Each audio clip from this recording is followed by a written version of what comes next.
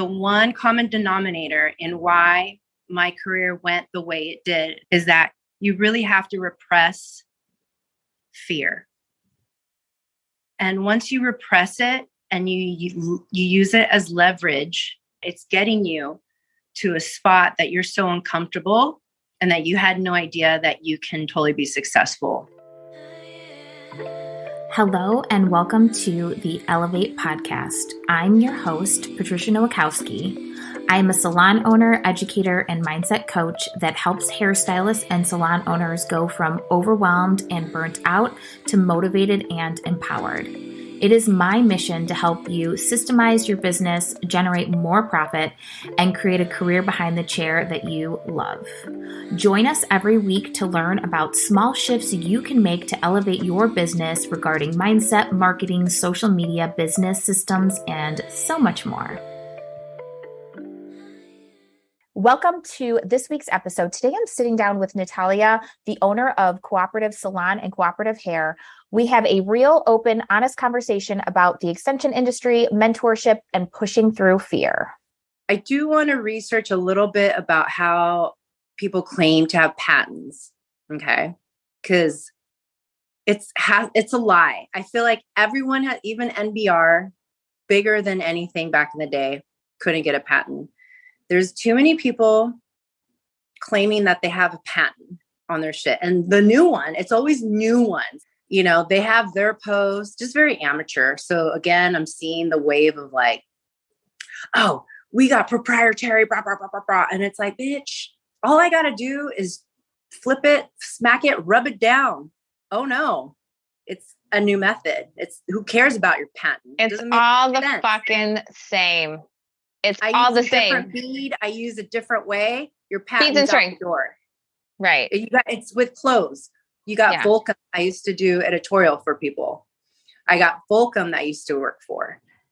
They would blatantly be copying Givenchy, Gucci back in the day. Like I would see some of their stuff and it would just be changed a little. And I'm just like, wow, that's kind of crazy that like companies could do that. I don't think people understand that it does not exist. It will not hold up in court. You cannot sue. It's getting a little out of control, but it's really eye-opening for new people to figure out where they want to go. I think people need to be exposed to these companies' drama and just know that why would you give your fucking money to these people when it's in fact the people like us that came out of that you should be supporting. Well, and it's not only that, why are you going to spend thousands and thousands of dollars to support somebody else's brand when you can spend thousands and thousands of dollars to create and market and create your own authentic brand, and not necessarily your own extension line, but just you as a personal brand. And I think that's more powerful than trying to hide under somebody else's company. I love you know Habit. What I mean? I love how Habit was like, listen, we're teaching you this. We don't care if you guys reteach it because we know it's going to happen. Just don't say it's Habit. Smart. Right. So you just need to figure out, are you going to charge more because you just know they're going to reteach it? Yes. I want to charge more because I know that you're coming to me, you're a salon owner, and you're coming to me to shadow 2-day class. Yeah, I would like $5,000. Just charge more and then go, like don't get mad at these people because you're charging $3,000 or $2,000 for online shit. Of course they're going to reteach it. It's like, if you're upset about that, try to monetize on something else. It's so silly. There's a lot of new stylists that don't know and they are going that way. And I think a lot of these companies exploit these new stylists and make them feel that they can't get anywhere or grow or actually be successful without the things that they're selling. And that's just not true. But corporations have been doing that forever. It does not exist that you have to choose hair cutting or color. That business model came about to hold these stylists back so they could not leave their salon because they did not have their color partner. They did not have their clients would leave. Yeah.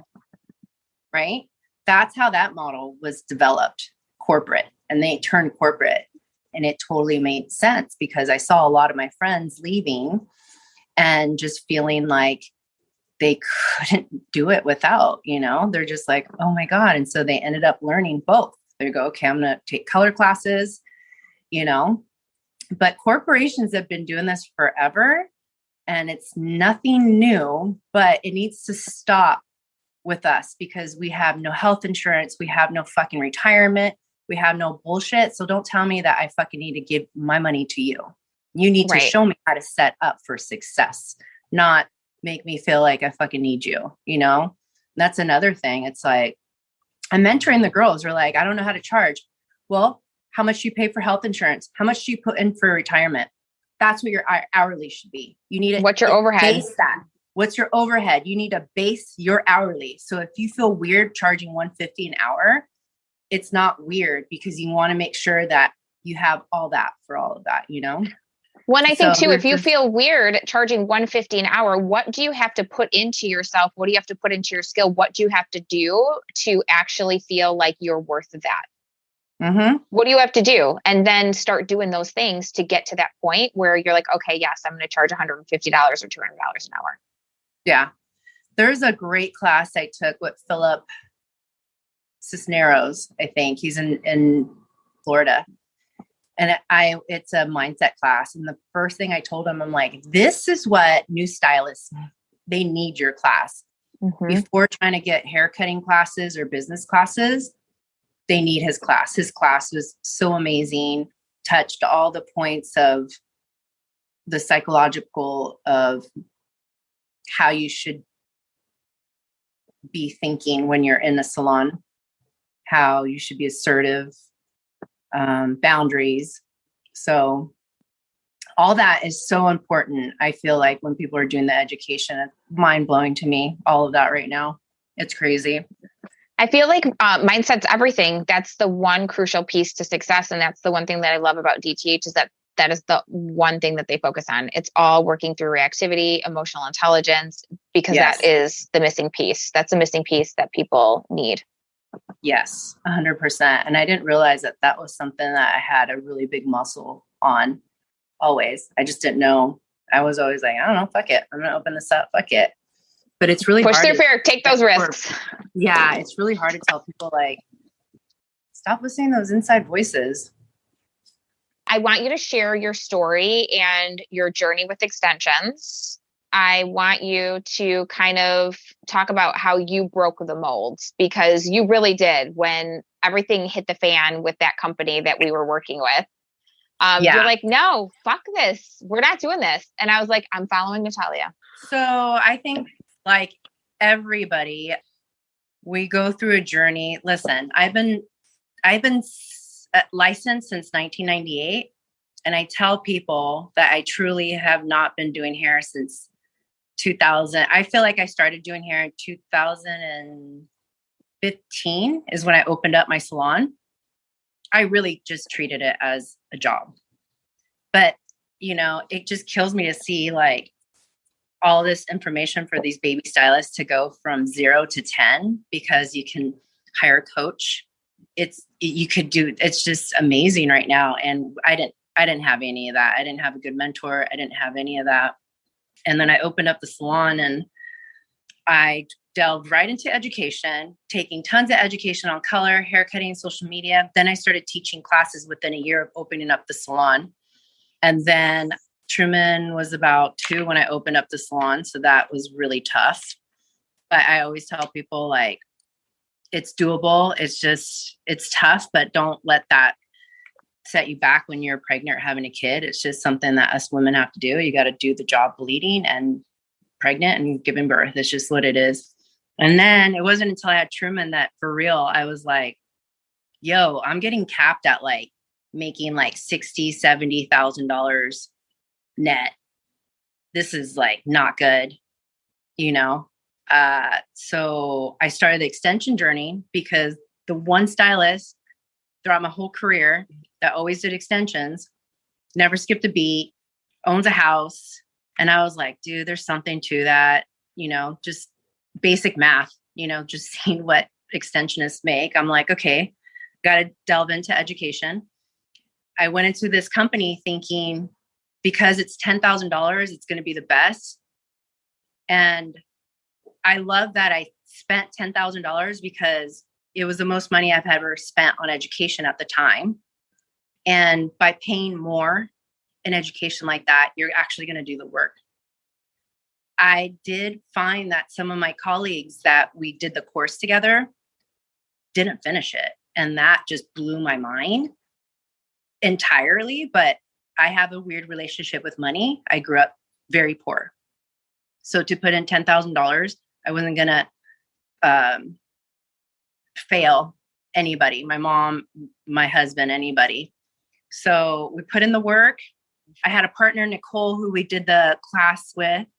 It helped tremendously to go through the journey with someone. So when I now mentor hairdressers, I really let them know that it's great to be in a suite, but it's greater to be in a real salon or a suite with multiple stylists that you are doing the same thing in order to grow. This is not something that you can do alone. And I tell this to people all the time, whether you hire a coach or you go on the journey with someone that's going to help you tremendously. I built my clientele, extension clientele in 1 year. I did the work. I did everything that they had told me. The company, I thought business-wise, was on point at the time. This is almost 5 years ago. So at that time, I'm like, this is amazing. I had no idea that it was just kind of like common knowledge, but being a hairdresser, we don't know any of this marketing stuff. I couldn't believe in 1 year I got rid of all my pain in the asses clients, all of them. And that was amazing to have that power and be like, sorry, I don't have space in my books. I got an extension client. I think it's a myth that extension clients are high maintenance. I find that they're not. So I just had a better clientele off the gate because of the ticket charge. So I had just a nicer clientele than I was before. Not that my clientele wasn't before, but I had the clients that took advantage of me.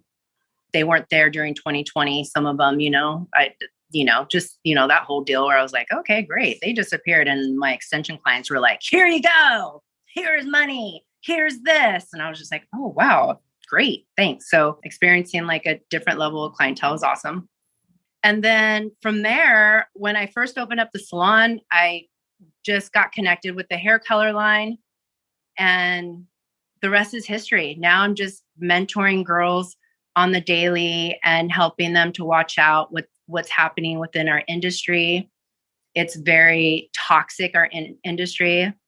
I feel our industry is very ghetto. I hate saying that word, but it is. And when I say that, it's just the way that we're treated like dirt. I mean, in California, they just decreased from 1,600 hours to get your license to 1,000. They don't care. They don't care. And that's just across the board, I think, in the United States. 2020 was pretty gnarly. Had I not gone through this direction of being with my color line, doing extensions, I think 2020 would have been disastrous. I've been there in 2007 during the first recession. I considered myself a regular hairdresser in 2007. When I say that, I wasn't doing extensions. I was just doing roots, touch-ups, and all my clients were loan officers. So I completely lost all my clients in 2007. Had I been the only person in 2007 in my salon that was thriving was this hair extensionist. And the light bulb went off when I just signed up for the course that you and I, light bulb just went off. And I was like, you know what? I totally remember that. She was thriving and so recession proof. And that was before there was any business classes. Now thinking back, I don't think any of us were the best at business back then, 2007. But, I think it's so different now with technology. It's taking our industry. It's like the story, the emperor has no clothes on. What the fuck? This is how I felt after 2020. I was like, you're kidding me. Like L'Oreal, all the biggest companies just kept quiet. Like we were shut. Nobody cared about us. Had I not gone into this direction, 2020 would have been so crazy. And I could not talk about my gains in 2020. I tripled my income then, because of my other company, was exploding because it was very hard to get hair color. So I had gotten a lot of new stylists to try the company that I'm with. And it was awesome to see them excited, how it was easy to get it delivered. The hair color companies are so behind right now that they don't have fulfillment centers. They do not know how to ship. So these girls were complaining. There's a lot of hoarding going on, just like toilet paper. So a lot of things just kind of open up the door. I will say the one common denominator in why my career went the way it did, and I do share this a lot when I'm mentoring and doing my coaching calls, is that you really have to repress fear. And once you repress it and you use it as leverage in the situation, I'm getting chills right now because it's just the truth. But if you can just use that, utilize it as leverage and think of it as literally, what do you call it? Carjack. Use it as leverage that it's getting you to a spot that you're so uncomfortable and that you had no idea that you can totally be successful within that fear. Whether it's like, I'm scared of heights. Okay, well, you got to figure it out. Let's just figure it out, because whatever's at the bottom is just going to work for you. Okay. So, but it's very hard. It's very hard to speak to people and see the work and see them not be scared anymore. But man, had I not have fear, I don't think I would have done the moves. I just went, I'm opening up a salon. I'm going to use this color line, doing it $10,000. I'll do it. And I remember just calling my mom and I'm like, Mom, I think I made a mistake. And she's like, what? I go, I just charged $10,000 for this education. And I just remember her just going like, you'll be fine. A lot of it, it depends how you grew up. I grew up very, very, very poor. And my fear is to be broke and to live in a car again and to eat out of trash cans, because that's basically how I grew up for the first couple of years when we moved to California when my parents divorced. And that fear is what has helped me to keep growing and growing every year. So every year I find a new fear. Right? Fear highlights the areas that bring the most light. Oh, yeah. Mm-hmm. Fear, there is nothing but goodness on the other side of fear, is what I tell people. I'm like, ooh, you're scared of opening up that salon. You have no idea. Do it. Just do it. Your car, do it. Education, do it. It's like, it's the same with like when people are scared of no's. Who cares? So they say no. Turn over that cup. There's another coal. There's another diamond. Keep turning over those red cups. This is what I tell people. There's red cups. And the bottom of each red cup is coals. Till you find your diamond, just keep going. No's, whatever. Chuck it. No. Oh, a diamond. Got it. So I always tell people, just visualize like red cups with coals. Visualize like 40 of them. And those coals are going to be no's. And you're going to get a yes. And that yes is going to be a diamond. Just trust. That's pretty much my story. And now I've gotten to the point where, and you've known this, have encouraged me. You're like, Natalia, you need to do education. Now, not for me. And part of it is I just don't like to do any type of computer work, any of that hard stuff. And it wasn't until, I think it was 2020 when you're doing Zooms, Nicole and I were like, and maybe it was right before the shutdown, and you're doing your like monthly like Zooms, and Nicole's like, can you believe that Patricia hires out for like everything? That's how she does it. She has this and she has that, and then she's not doing anything. Well, not anything, but you know what I mean. And I don't do anything. And it was so like, just so minor, right? But we're like, yeah, hiring out, duh. So I took your advice, which was years ago, and now I have a full-on marketing team. And because I have that, I'm able to do education and I'm not scared. So now I'm in the process of doing that. And for me, I feel so comfortable doing more shadowings. It's more of, the environment's easier. I can be myself. The one-on-one, I mean, seeing their work after they do the 2 days, just seeing their work, that's just where it is. I mean, we all took the classes where there's like 100 of us in a room. That's tough. And it's like, when you get that one-on-one, it helps a lot. So that's where I'm at right now. And everything's going well. That's my story. I love that. And one thing that I do love about you too, and I think this is so powerful, is diversifying your ways of income, is having more than one thing, especially for hairstylists. And in 2020, it was a perfect example. Like, we were all screwed when everything shut down. We had no way to make money.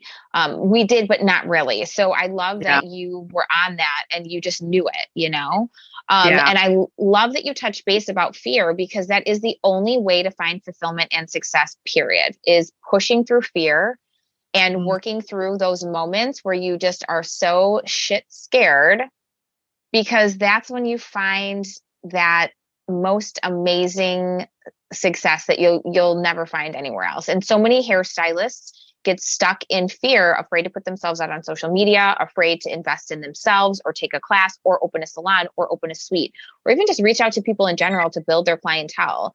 And I think a lot of these extension companies run their business out of fear. They bully and do all of these crazy things to hairstylists, make them sign non-disclosure agreements, or, send them cease and desist letters, even though they've never met you, which happened to me, or send, letters from lawyers because they feel threatened. And in reality, that's just a waste of energy. It's a waste of people's time and energy and people's mental state. I mean, we went through a shitstorm not too long ago. So it boggles my mind that there's other hairdressers just coming after other hairdressers after what a shitty, crazy couple years that it's put on people, because we don't know if they lost loved ones. We don't know if they lost their salons. And it's like, really? And you're just going to keep going down that. But there goes to show that our industry is ghetto. And there's people like you and I and multiple other people in our industry that are trying to change it and shift it. And I love seeing all these leaders coming and rising and sharing their experience, because that's all we can do right now to help people grow.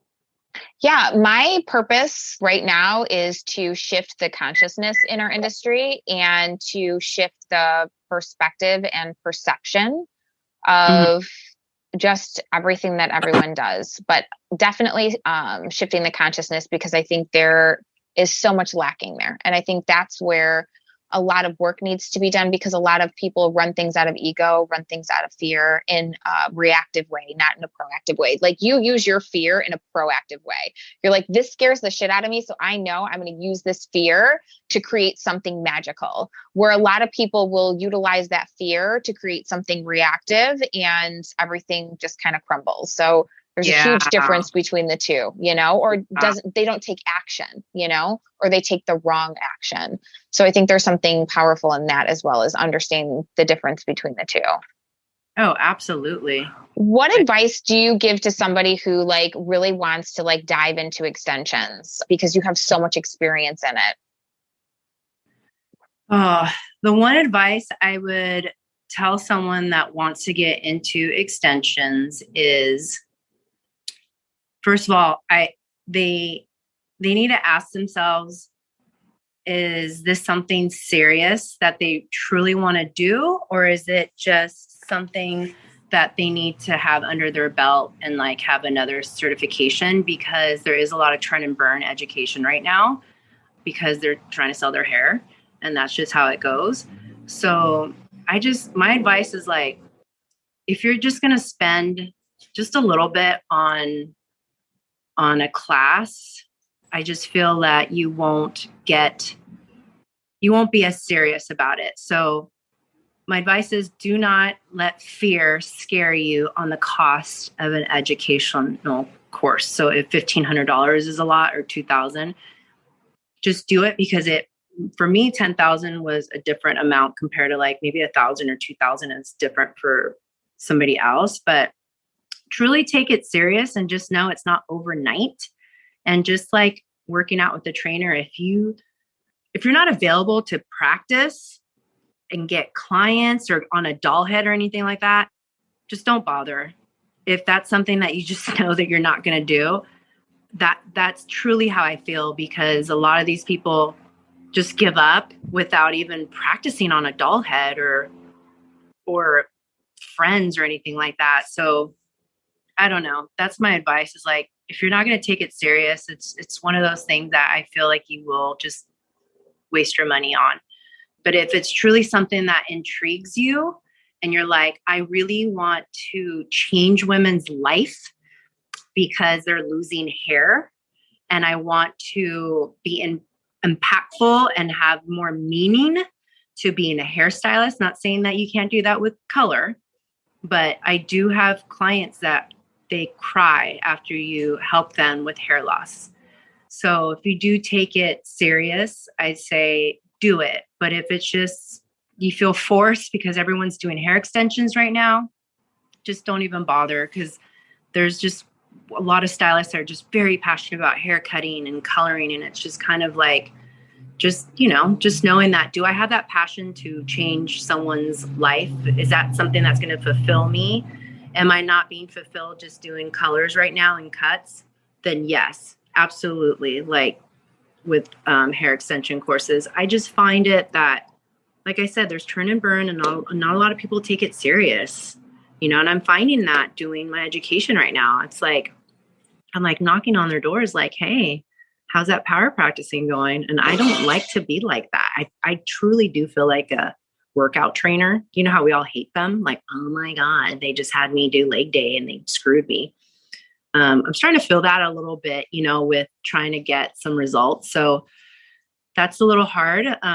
But hey, we can't always have people that are like you and I, that are just like, go getters. We're going to do it. We're going to practice every day. So that's my only advice. Another one too is research the company's culture and just see if it's yours. If they're fighting, if there's lawsuits, if they're talking bad, always follow the creator of the courses or the coaches. If they're just talking bad about other methods, just trash. Don't even give your money to them, because just know that that's what you're going to expect when you get out of it. They're going to just talk trash. They're not going to like it. I agree with that. There's cattiness. So just really do your research on these methods. And a lot of them aren't kind, and it's so weird to me, but that's it. All right. See you next week.